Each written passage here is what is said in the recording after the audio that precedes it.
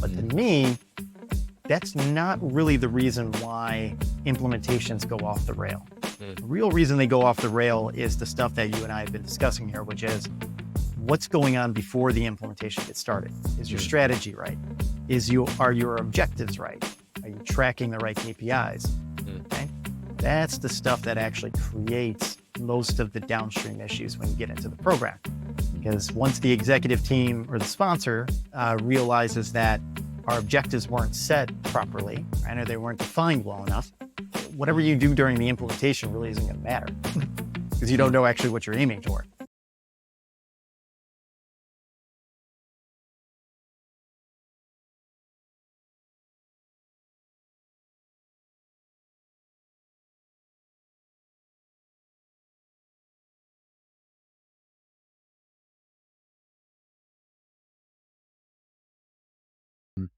With over 15 years of experience leading finance and accounting initiatives, Anthony is passionate about helping companies build world-class finance functions. After starting his career at Hewitt Associates and Aon, Anthony founded FT2OM, a firm focused on finance transformation consulting.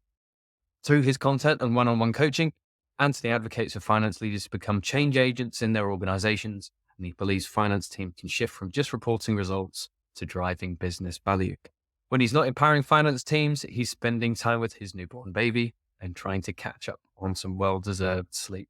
Now, before we start, if you like what you hear today, please make sure to subscribe to Set for Finance on your favorite podcast platform and on YouTube. But Anthony, really good to have you with us today. Thanks for coming on. Yeah, thanks, Adam, for inviting me, and appreciate the opportunity to share my experience and hopefully also some knowledge with our members. So I'm going to ask the question that you probably get asked quite a lot. So FT2OM, do you want to take us through what that means, where that came from? Sure, absolutely. To many, it sounds like a chemistry equation, Yes. which I guess in some cases you can view it as that. It's truly an acronym for the objective of my organization, which is finance transformation to operating model. And so the reason why I have selected those two terms is because finance transformation is sort of the engine that drives the organization forward to their target future state operating model. So in abbreviating the two terms and sort of squeezing them together, we get this bridge from current state to future state. So taking a look at the future while keeping in mind all of the activities that we need to do in the present to get there. Amazing. Okay, fine. And it's good that it's a conversation starter, right? And it makes for a nice story. In just explaining that, it makes total sense, right? So I think we should kick up a little bit. Obviously, similar to me, you've got a background in ERP implementations and so on and so forth. But I know that you obviously work really well sort of with frameworks, right? So when you look at your LinkedIn profile, you've got ABC, advocate, build, create, all of that sort of stuff. So from your experience, I think it'd be good to start with maybe a little about project approach, right? So if we set this in context, right? So I'm heading up a finance team that's going through a change initiative. Whether it's large or small, right? And I know you've got experience with some of the larger ones, big finance system implementations and all that sort of stuff. So the people that are going through that change, how do they structure their thinking so that they not only obviously end up with the end result that they want, as you said quite rightly, moving them closer to that future state that they want to. So what can they do to prepare for projects like this? Do you have any advice in terms of splitting their thinking to make sure that they've got all of their ducks in a row, as cheesy as it sounds? But over to you to explain a little bit more about that. Certainly. Yeah. Happy to address that question. Not only is it a common question when it comes to most finance transformations and especially ERP implementations in particular, but I think it's one of the ones that needs to be addressed first and foremost, before an organization gets started. And so what I would say is the primary variable that we need to think about is mindset. And I know that that's often mentioned in a lot of finance literature out there, but I am sort of reiterating that concept because I know it's going to bring the most value to the project. For example, if you are a finance leader, let's say you're a senior manager or director of finance in an organization, and your mindset is, oh, with the new product that we just purchased, right? Whatever that product may be, Workday, Oracle, PeopleSoft, SAP, et cetera. You need to come in with the mindset of, I'm going to use this product to help optimize all of my current processes and identify those processes that perhaps aren't as efficient as they could be, right? I want to utilize what the product gives me in order to make that optimization possible. Most companies don't look at, when they purchase a product, they don't look at the transformation in this way. They look at it as more, how can I have the product mold itself to fit my lift and shift approach of my current state? So I want to take everything that I do today and jam it into the product. And that's really not going to deliver the most value, because these products are here to make your life easier, not to accentuate or highlight your processes and current state that may be highly manual, or there may be a lot of touch points throughout. It's really there to help automate and make your organization's life easier. And that's where I think most people get hung up, because during the design phase, they're coming in there thinking, okay, I need to replicate what I'm doing now. So implementation team, please tell me how the product can replicate what I'm doing now, instead of actually looking at ways the product can change your organization's behavior. And I agree. So yeah, and I have this bugbear with RFPs, requests for proposals. So I struggle, if ever people send me a list of, 200 odd requirements, and maybe it's the wrong approach, but I'll often push back and say, this isn't useful in us helping you get to a better place. I'm ticking a list of boxes to say that a system may or may not do something, but I don't understand the context. I don't understand why the question was asked. I don't understand what the end result is, right?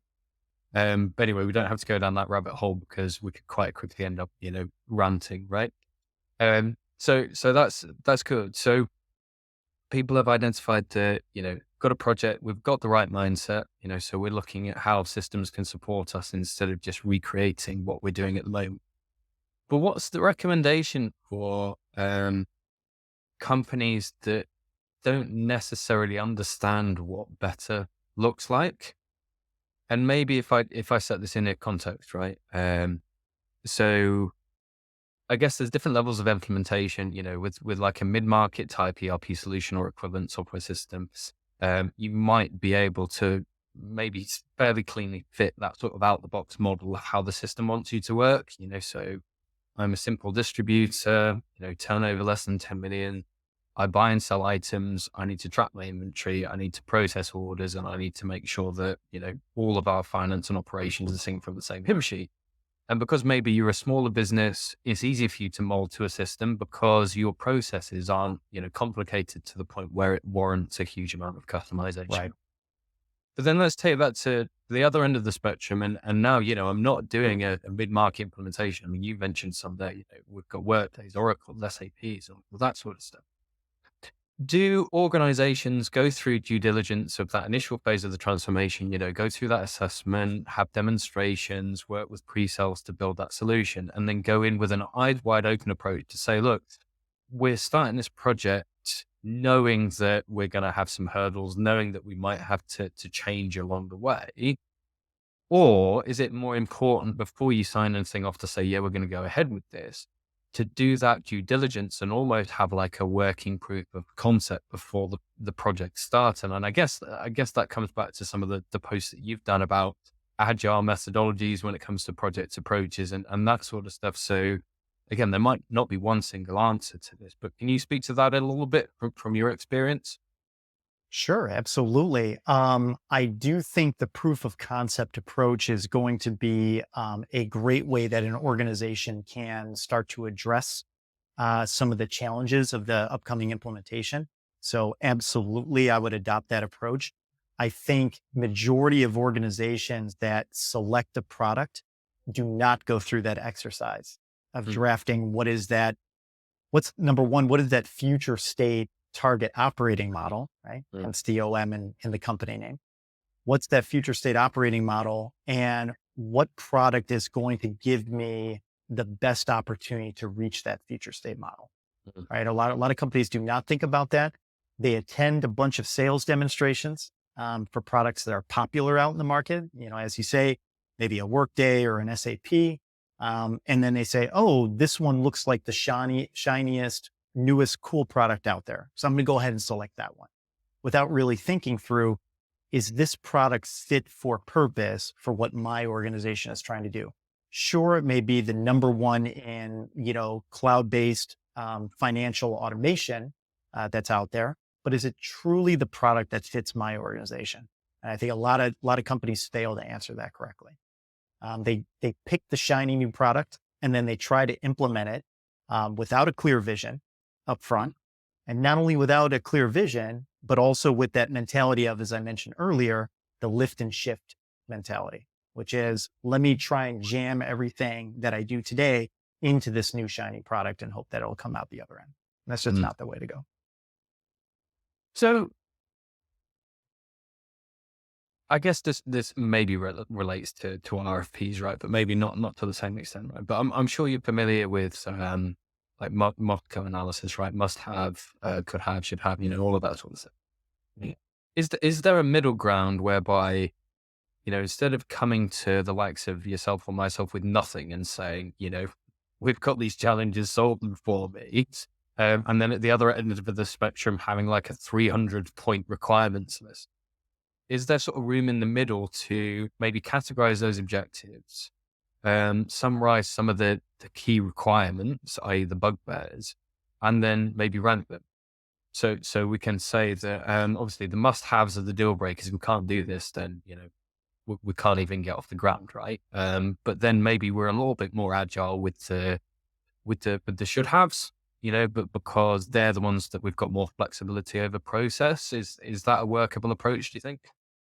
Absolutely. Not only is it a workable approach, but I think it dovetails nicely with some of the literature that I've put out there around generating and executing a successful finance transformation initiative. What you're mentioning in terms of the Moscow analysis and really identifying those key objectives to achieve with the program, it dovetails into that literature that I mentioned earlier, which is around the what I call the ABCs of Mm. finance transformation. Now, for those of our listeners that may not be familiar with the ABCs, we can go over them briefly here. And I think that will help not only address this point in our conversation, but also maybe more broadly, how can, I, as a finance director or CFO even of an organization, really, execute a successful transformation. So we'll start with the letter A. A is for advocate, right? And by advocate, I mean advocating a clear vision that the finance function wants to achieve with the transformation. Now, the finance function in building this vision really needs to complement the overall company strategy roadmap. So what I mean by that is, if in the next 3 years, we're looking to, purchase a large scale ERP and implement it, then our 3-year roadmap needs to reflect transformation efforts to get there. And so, advocating really needs to come from the top. And specifically, I would say the executive that is in charge of performing the advocating function or really adopting that clear vision is going to be the CFO. So the CFO typically, should be the sponsor of such transformation activity, and they're really the ones that start out with the strategic vision. Now, in terms of implementing that strategic vision, that to me requires a separate and independent role, which actually is not in place in most organizations today, called the finance systems director. Now, some companies have been keen on getting this role off the ground. If you do a search in Google or even a job search on LinkedIn, for example, you'll find that this role exists in some organizations, but many still do not have it. The finance systems director is really, really the role that is going to be the key in getting the transformation tactical steps off the ground. And so when we talk about this Moscow analysis and looking at the objectives that we want to achieve, that's the job of the finance systems director. So if I want to achieve, for example, a 20% reduction in my invoice cycle time to get it out to the customer, that's one of my objectives. The finance system director is going to take that objective and develop a tactical plan, as part of the transformation to reach that goal. Okay. This brings me to my next step in the ABCs, which is B for build. Okay. Now, build is really taking that vision that was created by the CFO in the first step and creating a set of key performance indicators that really touch upon where we need to go. So, again, let's take the objective that I mentioned earlier. If I want to reduce my invoice cycle time by 20%, that is going to be one of my key performance indicators, right? I'm going to want to have invoice cycle time as one of my tracked KPIs for the transformation. Now, when we pull the thread all the way through and we get to the last letter, which is C for create, that's really where the tactical execution comes into play. This is creating a program plan that summarizes all the steps needed to execute the transformation, depending on the program scale. So we're talking about a 3-year plan for ERP.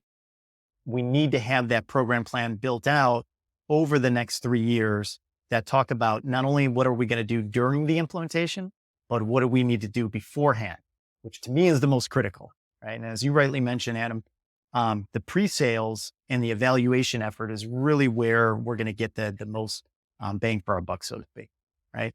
So if you lay out those Moscow objectives in the beginning, before you kick off the implementation, you already know what you want that product to do for you, right? And everything that you should be doing the implementation should guide you to that KPI output. Thank you. We always like an ABC. So yeah, that's fine. So yeah, advocate, build, create. And I think it's also worth mentioning as well that the onus shouldn't always be on you to do all of these steps, right? Because if you're speaking to somebody who's going to help you with the transformation, whether it's yourself, myself, or another partner, there should be a balanced view on both sides. Yeah. So for example, yes, we can build a series of KPIs from our perspective as an organization that says, look, hey, this is where we want to work towards. But it's then up to whoever you have the relationship as part of that transformation to say, that's not a KPI you want to be tracking, or that's one that can't be facilitated with what you're looking at. You see what I mean? So it works both ways, right? And likewise, when it comes to the create piece, again, yes, you need to create that plan internally so that as a team what milestones that you want to achieve. But on the other side, whoever's guiding you through the transformation, if it's a software solution provider or fill in the gap, right? They should be matching that as well. Yeah. Mm-hmm. And to come back to the point that we mentioned about, that pre-sale phase, before we've even signed any sorts of contract, it's up to you to validate how well you think whoever you're partnering with is going to help you achieve those objectives, right? If they can't provide you with a project approach, for example, that makes sense and aligns with your thinking, then there's a question mark over where you should be engaging in a long-term relationship, right?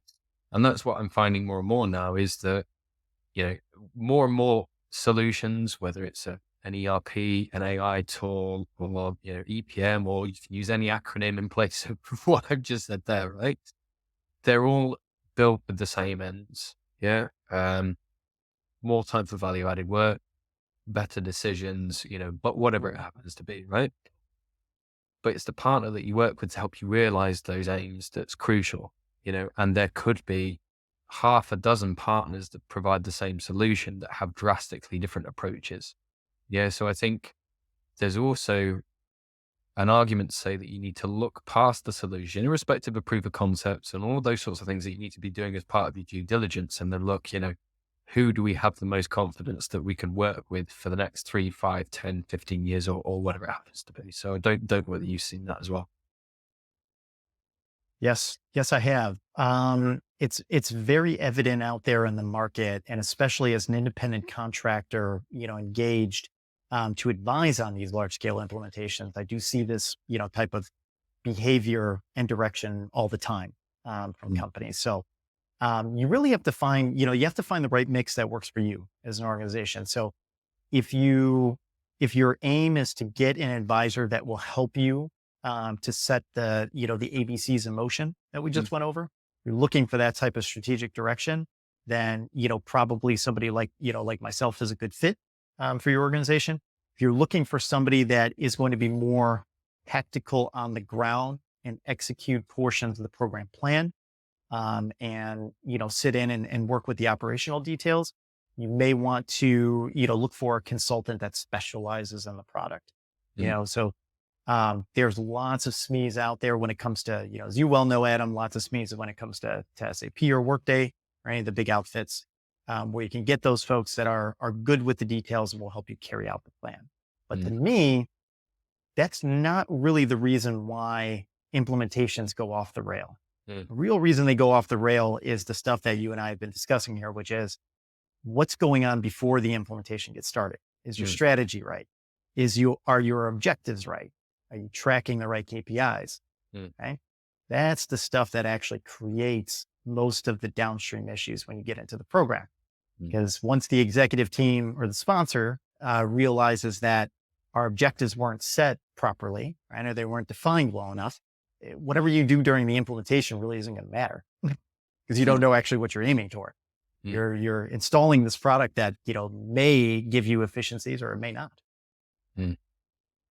And I guess this is where, so previous podcast guest was Anders Lindberg, who I have great admiration for. So I was thrilled when he came on the show, and he's led some of these implementations before, and he said a couple of interesting things. So one was, firstly, you need to continue to sell it. Obviously, he's got a commercial background, as do I, right? So yeah, you've got your KPIs, you've got your objectives to be carried out, but you've got to sell the benefits of those to make sure that the implementation stays on track and that people are bought into it.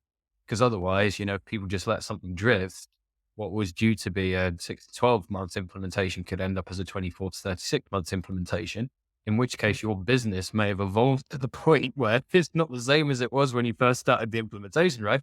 And I'm sure Easily. you get this all the time, and especially with the longer scale projects, is you start with a scope and a brief to meet, and then 6 months down the line, the company acquires another business, or they retire a department and they make an entire team redundant so that they don't need to do them. So there are certain variables that we can't control in all instances, but we can control hearts and minds of the people that will likely see the benefit of some of these implementations, right? But the reason Absolutely. that I mentioned him as well is obviously him and Christian, who I've had on the podcast as well before, is they sit within that business partnering space. And what I just want to say is there are now very few decisions that are made in a silo. Yeah, and you can even forget about ERP and, even finance transformation projects. It could be any objective that you're trying to fulfill as an organization that has an effect on finance and operations or whatever is. People working in unison will achieve better results than an individual in a team thinking that something is best. And the reason that I mention that in respect of what you do up until the point where you might sign a contract for a new solution is, if you've not spent enough time with the different people in the different roles and departments that this is likely to affect, you could end up with blockers. You could end up moving to a scenario that doesn't benefit everyone. And that's what you want to avoid, right? And that's what I see as sometimes a challenge within implementations. And if you take like an old school example, right? I'm going back a few years ago right now, but in that whole wave of, industry 4.0, where people started taking on handheld devices in warehouses, for example, moving away from paper and all that sort of stuff. Finance, they'd be bought in. Yeah, I want to get off my legacy AS 400 or whatever it happens to be. Yeah, of course I want a more cloudy, up to speed, automated system to manage my data, my systems, help, all of this sort of stuff. But then you have a warehouse team that were used to their bits of piece of paper and used to working in a certain way, banging on the desk to say, we don't want to change. In our minds, it's not broken. Why do we want to fix it? Right. Hmm. So there's often a wider piece, and you can't ever start on this too early, that says, how does this wrap around every individual within the organization? Because if your objective, and it starts at finance, relates to operations, includes sales, whatever it happens to be. If your objective is to bring everybody together in a system that's going to do something end to end, then you need to have feedback from everybody, and sometimes you need to have those challenging conversations, right? And again, I say this all the time. It's that people avoid bringing certain individuals into discussions because they know they're going to be a blocker. They know that they're going to potentially derail any sort of decision that's made. Mhm.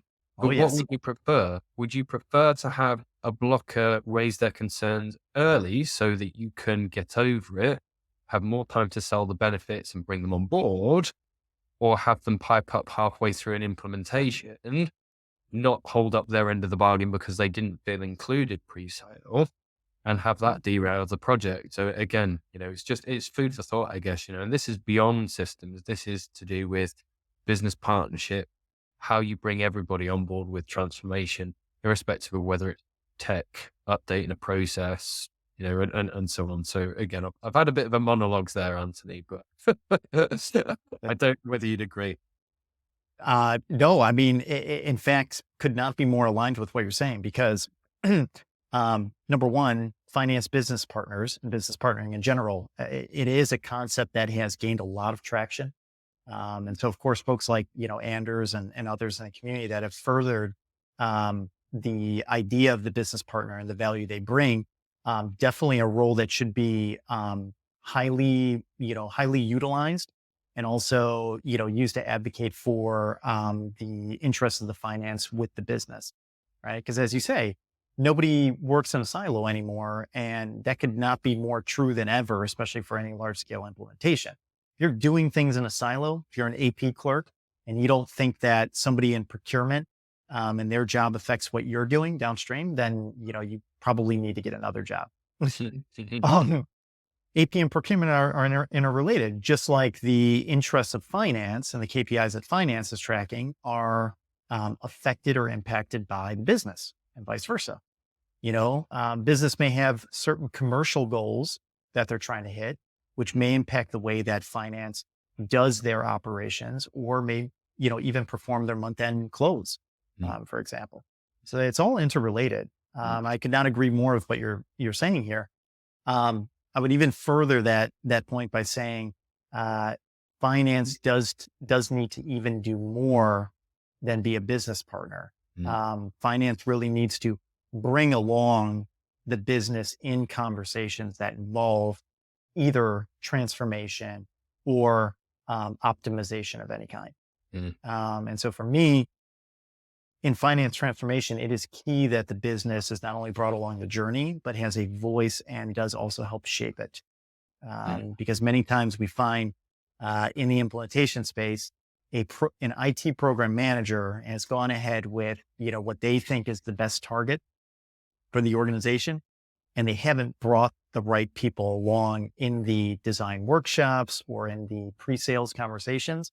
And as you say, those folks end up being very significant blockers mm, that actually derail the project partway through. mm. So it's more essential than ever, not only to bring the business along the journey, but to give them a voice at the table. The exercise that stuck with me, and it was Gary Kokins that we had on a few podcasts back, who's a bit of a legend in the DPM space. I think he's 74 now, but it was says he feels like he's 44, right? So it's not his first rodeo, as they say.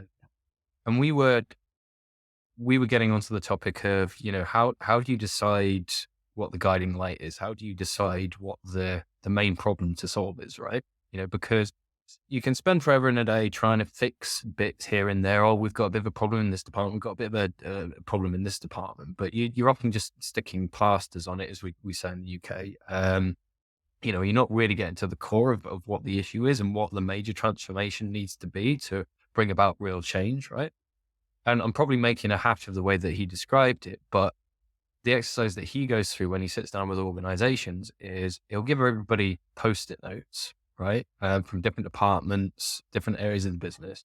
And without them speaking to each other, he'll split them up, put them in different places and say, look, I want you to go away, write on your post-it notes some of the biggest challenges, some of the biggest objectives you want to be able to meet in the next however many months, right? Yeah. And then once everybody's written them down, they'll then meet again, maybe at the later part of the day, and they'll stick all the post-it notes up. and then they will look for the correlation between those posts from the different teams to find where the crossover is. And he says what you tend to find is that if there's a problem big enough, it's echoed across the departments. Right. So there should be a few post-its from everywhere that are saying similar things, and Same. that's your guiding light. Yeah. So I often use the 5 whys exercise as well. So why is that an issue? Because of this. Okay, why is that an issue? Until you actually get to the real issue that sits at the bottom, right? Um, in my experience, a lot of it comes down to data in a lot of instances, because gaps in data can add up to really big gaps in being able to make decisions, right? So when you have lots of people that say, oh, I can't make a decision on this, or I can't report on that, if you ask why and you ask why and you ask why, it's generally because there's a gap in the data. Now, does a gap in data need to be solved by a massive ERP transformation? You don't know. So the second part of what I'm saying here as well, and as I've mentioned this before, is you could go through an entire process to gauge the requirements for an ERP or equivalent, authoring and enhancing system. And then find that because you've done enough due diligence and because you've got to the root of the issue and you've spent the time and attention doing it, you might find that actually what you thought was the project is not the project. Do you see what I mean? Yep. Yes, we've got 3 separate systems, and we want to tie it together in a nice, shiny bow so that everybody can work from the same system and have consistency, right? Okay, well, if all of those different systems are working really well independently, could you not just push their data into a data warehouse and put a BI front end? If operationally nothing's broken, the sales team can create their deals, manage their tasks and their opportunities. Finance team can, do all of the associated activity from, rev rec, month end, all of that sort of stuff. Yeah, and granted, I'm forgetting about integrations here. We don't need to go down that rabbit hole today. But if it's gaps in data and the decision making that's the guiding light on why the business isn't further forward because they can't make those decisions, can we just feed the data from all systems into a warehouse? And yeah, granted, some data warehouse projects could be pretty big, right? But are they going to be as big as a Workday or an Oracle or an SAP implementation? Probably not. Not, right? Yeah. So again, what I'll just reinforce there is it's okay to start down the route of a project, even invest money in it from third-party consultants, to then end up with the result that actually we don't need to do that. And actually the solution is this instead, because in the long run, could end up saving yourself a shit ton of cash and time in the process, right? So, doing ourselves out of business here, Anthony, right? But, it's valid, right? Yeah, absolutely. I mean, and to your point, Adam, even if we're, let's say, taking away from our sweet spot of helping clients with, large scale implementations or transformations, we're providing, my goal is to provide the right answer and, the advice that's going to be value add for the company. So as you're saying, maybe it's not Workday or SAP. Maybe it is a data warehouse solution. And in that case, pursue somebody that, implements and configures data warehouses, right? You should do what's best for your organization, not because, we're touting one solution over the other. No, I'd rather the organization get to the right answer. Yeah. It goes back to the ABCs, doesn't it? Providing you've got the A sorted, working Yep. back from the outcome you want to achieve will often answer quite a lot of questions. I use an ABC framework myself. It's a little bit different to yours, but there's crossover. So mine is ambitions, blockers, and capability. Yep. Yeah. So ambitions are, where do we want to get to? Because if it doesn't help you reach those ambitions, then why bother? Yeah. Right. It's one of the, right. Well, we need to increase our turnover by 5 million. We need to reduce expenses by 500,000 or whatever. Okay. So fine. Let's work back from that. Why are we not able to do that? Okay. 5 whys exercise. Why? Get to the root issue. So, that's your ambitions. And go through those whys you're not able to achieve those. That's when you then fill in your blockers. Yeah. And asking those whys behind the ambitions enables you to quickly tease out what those blockers are. Because if you've got an ambition that's being stopped by something, it's immediately obvious what your challenges are. Yeah. But this is why we need to go a level deeper, right? Because if you are looking at a problem, so let's take the example of I'm spending too much time in spreadsheets. Okay, fine. well, why are you spending too much time in spreadsheets? Right. Well, because I've got to, get data from here, I've got pull data from there or whatever. Okay. All right. Well, why are you having to pull data from there? We've got three different systems. We don't have anybody to manage data, and the root cause, which is we don't have a system for inputting data succinctly, could be where you get to. It's not that you'd spend too much time in spreadsheets. The problem is that you're not helping yourself earlier stages, right? So that's your blockers. You've immediately got to the core of what's blocking you from achieving that ambition. And then and only then do you go into looking what capability you need to achieve those results. And again, the capability could be an ERP system, it could be a data warehouse, it could be a fill in the gap, right? But more often than not, I see people working the other way around. So they start with the capability because they're trained to, right? Sales and marketing feeds features and benefits to everybody all the time.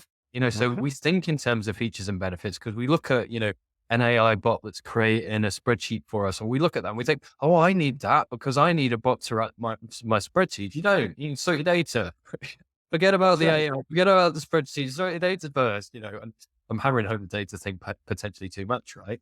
But Uh, that capability based on what is the core issue will inform much better decisions than starting with the capability of thinking, oh, I need a WYSI spreadsheet plugin that doesn't actually lead you on to those ambitions. So again, yeah, mine is ABC, ambitions, blockers, capability, a lot of crossover with yours. Absolutely. But I guess, the end result is the same in all of this, right? It's bringing you closer to those objectives. hmm And the objectives are what drive any large scale project. I mean, forget finance transformation for a second, forget ERP implementation, any project that you undertake, small, medium, large, you have to start with well-defined objectives. If you don't know what you're aiming at, you're basically paving a program plan to nowhere. Yeah. And so, unfortunately, that's the reality for many organizations because they don't go through this exercise at the beginning. And that's why whether, we call it ambition or whether we call it advocating for Mhm. the vision, the goal is the same. Get your objectives right. Mm. Set them up at the beginning. Simple, right? Simple as ABC. No. And we've got another framework that I've just uncovered, which is three C's. The three C's of change management: communication, collaboration, and commitment. So I think it was Mhm. probably a few months ago that you were talking about this, but I guess this is during and maybe post project, because of course, change doesn't just happen during, it happens afterwards as well. So Mhm. do you want to talk through those and add a little bit more meat to the bones for us there? Sure, sure. There's many change management professionals and folks in my network that I really do look up to and could probably hammer home a lot better detail in the space than I can. But I'll just give you kind of my overview thoughts. Yeah. Listen, any good change manager not only is going to follow these three C's, but they're going to make sure that change is brought in every phase of the deployment. Okay. So, on a large transformation program, you need to make sure, number one, that you don't just have a change manager, let's say a change management advisor throughout the course of the project. Yeah. Also need what are referred to as change agents Mm. to help carry that message, as you say, during the program as well as afterward. And both are equally important. None is more important than the other. Mm. Most organizations think that, oh, I really need the change management to come in hot and heavy, in the first 90 days after we go live, Mm. right? While that is very important and it's critical to the success, you should not start there. Yeah. The change needs to begin at the initiation phase of the program. Mm. Dare I even say, at the pre-sales point, Mm. before we've even selected the product. Hey, employees, we are embarking on this 3-year journey or whatever it is, 5-year journey. We're going to have this large transformation. We're going to take a look at all our processes and we're going to look at the way how we can do things better. Mm. The change needs to even begin there. Yeah. And from there, you can identify if folks are not being brought to the table that have a large voice in the organization. This is where you're going to identify those folks and they'll come to the surface. Mm. Right? You can use them as your advocate instead of it as your blocker. Mm. Yeah. Change happens in the boardroom before the project even starts. You know, Indeed. it's one of those where, and there's a dude that I've always followed from a sales perspective, and everybody knows by now my history and my experiences in sales, the commercial side of things. Um, and it's a guy called Anthony Iannarino, maybe making a Okay. hash of his second name. But he's always been sort of a sales coach, but he's always taken a very customer centric way of selling. And one of his books that I enjoy the most is called The Lost Art of Closing. Um, Mm. and Okay. it's not anything to do with old school closing tactics, which is, sign the turning up at somebody's office, sign here, that sort of Right. thing, or The any old of that. aggression tactics. Yeah, that's it. And any of that, psychological bullshit, which is, oh, do you want to sign today or do you want to sign tomorrow? It's none of that bollocks. It is about micro commitments, whereby the individual who's selling to you is not actually selling to you, is selling with you, because I Right. do believe that, as he says, selling is something that you do with and for somebody rather than to somebody. Hmm. But everybody engages in selling, right? So whether I'm a CFO trying to sell to my CEO, or whether I'm, someone in ops trying to sell my point of view to finance, it's all a sales process, and it's basically winning over somebody with your point of view, right? But as part of all of this, especially with large scale tech projects, is a fundamental phase in that journey, which salespeople or business owners always miss out, and it's that validation that the entire business is willing to commit to change. Yeah. So from a salesperson perspective, and you'll be able to immediately identify somebody working in a business just how many times you've done this. It's that ghosting scenario, where you have an initial call and you give a demo of a solution and then things go quiet. Yeah. Hmm. Oh And yeah. it's nothing fundamentally wrong with what you've done and the process and what you've outlined. It's just because the organization you've been speaking to has got to the point where they've investigated options and have come to an agreement that this is not the right time to change. Yeah. So in the same way as a salesperson should sync up with whoever they're selling to make it clear that this is the right choice, the right time to change, and so on and so forth. It is the responsibility of the business to also have those honest conversations before they even get to looking at the project to say, Sure. is this the right time for us to change? And there's a huge amount of variables, right? People are a variable. Do we have the resource? Yeah, we might want to change, but there might not be a cat and hell's chance that we can because we don't have the right people to see the project through to completion. Yeah, obviously, monetary, that's just as big a thing as you could have, assets coming out your ears, but if you've got no cash flow and you can't fund, the time and effort that's going to go into paying a consultant to deliver a project, then again, that's an area where change isn't going to work. Likewise, if the problems that you've got as an organization aren't big enough to warrant the investment in time and money, then again, you should be coming to the agreement that now is not the right time to change. And again, this is where the sticking plaster might work. Yeah. Oh, well, we've got a gap. Are we ready for a all singing and all dancing system that will make cups of tea for us? Maybe not. But at least the short term answer is that we've got a temporary solution that will get us closer to our ambitions.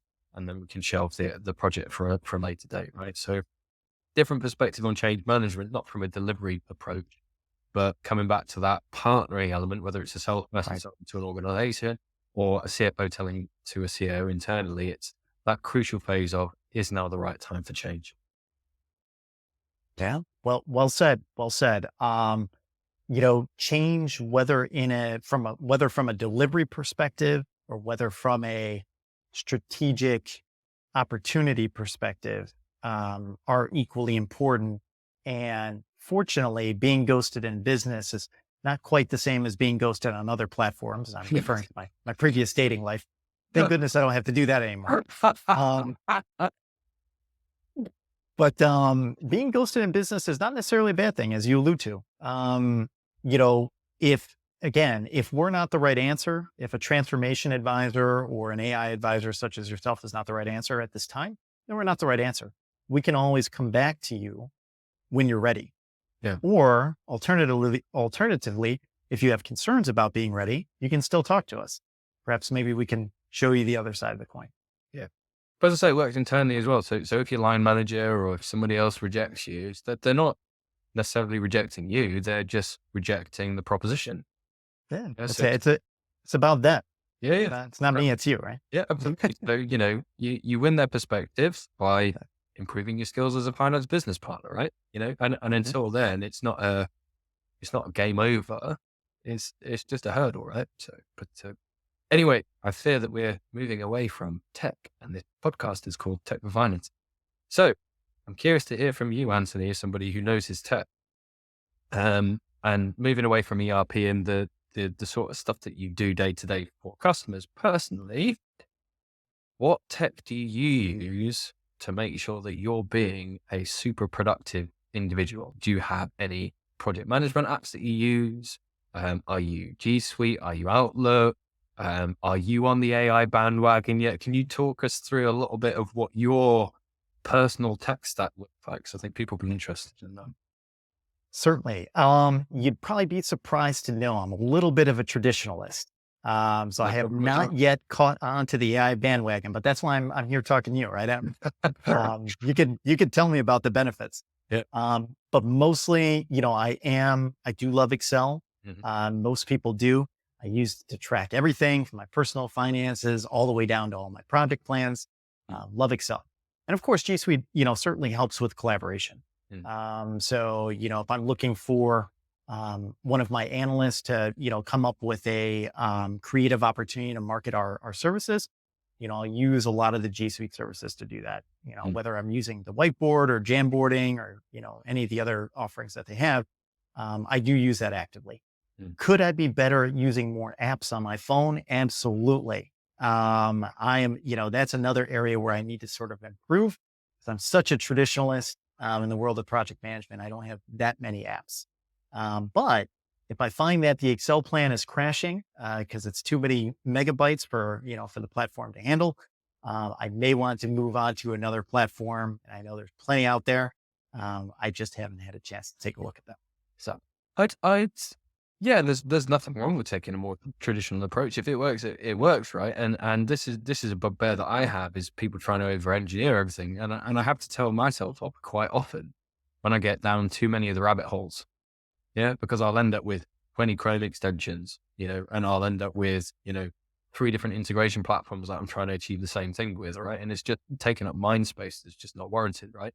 The only one that I did find recently, for anybody that's interested, is an extension called Tango. If anybody reads my yeah. newsletter, it's a Google Oh, Chrome extension called Tango, and it's basically like an AI screenshot.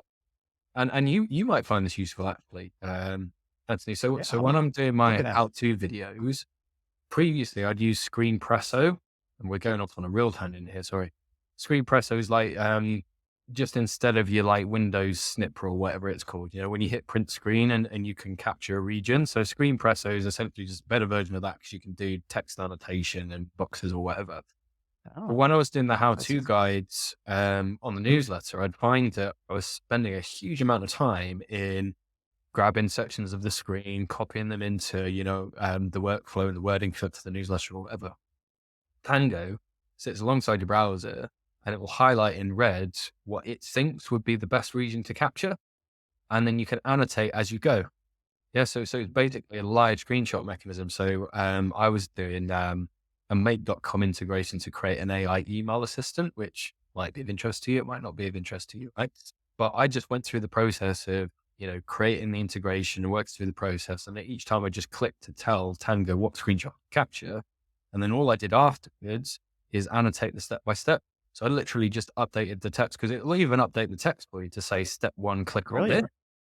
Yeah. And it will give a shared link and, all of that sort of goes. But instead of me then having to put a ton of screenshots in a newsletter email for a how-to guide, I just copied the HTML from Tango into Notion. So people can just click on the Notion link to see the how-to. They don't have to go through it all in the newsletter anymore. And then I did it on YouTube. So hopefully that will work better than what used to be a really kind of time-consuming process. But the applications of that sort of stuff goes wider than me writing a how-to newsletter, right? big use case for it is internal documentation processing, right? And Mm. even coming back to the ERP and large scale project example, right? A big gap of what people often forget about is documenting how your business process relates to the usage in the new system.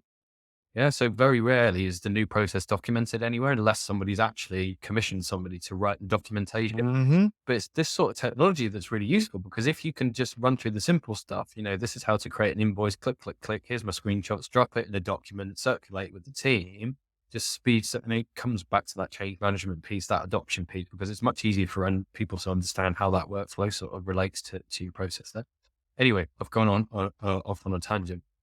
Coming back to your project piece, I'm keen to understand how you've got away with using Excel to plan projects.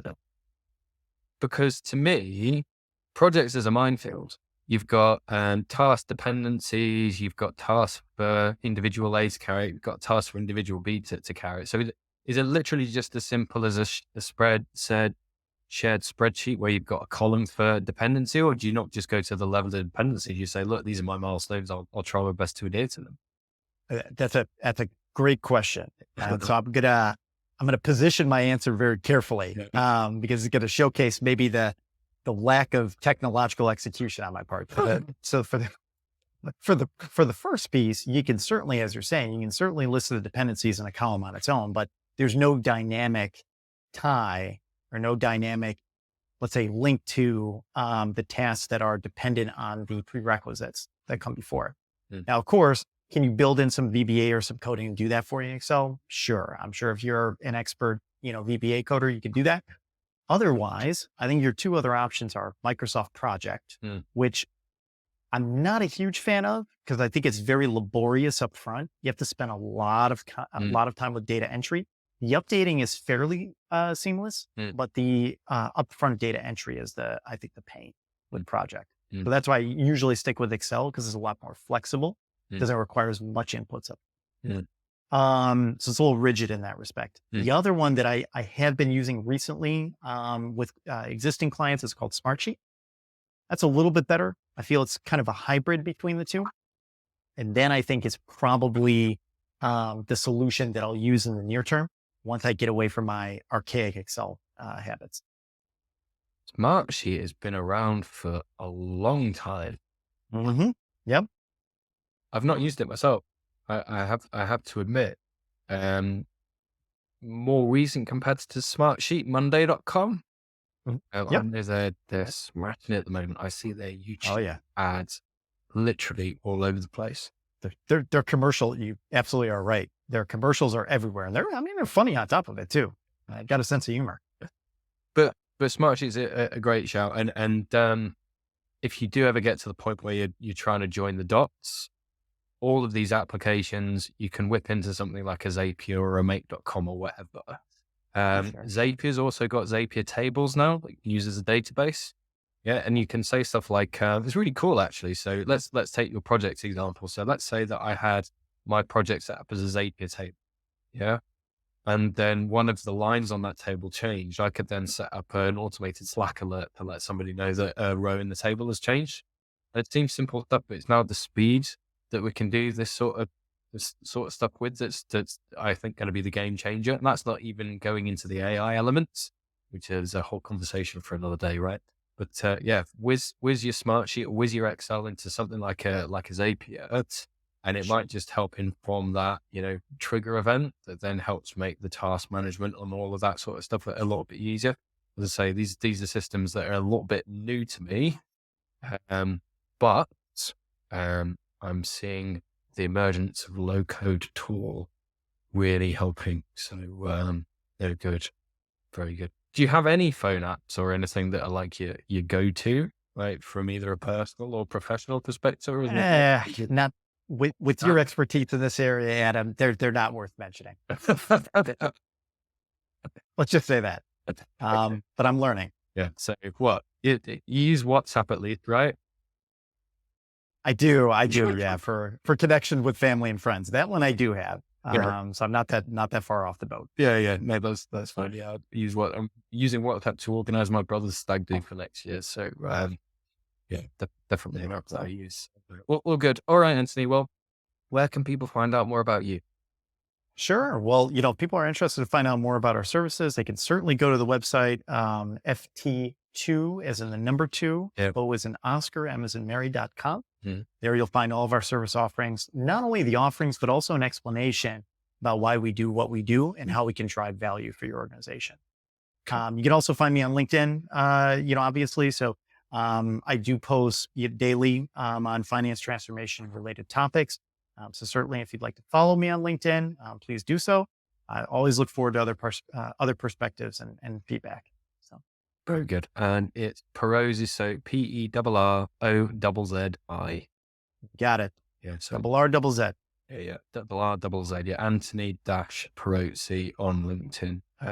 So no, all good. Well, it's been a pleasure having you on, Anthony. We didn't really have a brief for this conversation, did we? But I think we covered a lot of good ground. So appreciate your insight and your perspective. Absolutely. And also, pleasure is mutual to come on to the podcast, Adam. Greatly appreciated. And hopefully I've given, your listeners something valuable to Oh, take away. there's definitely a ton of food for thought there, Anthony. I'm sure of it. No, excellent stuff. All right. Until next time. Thank you. Thank you very much.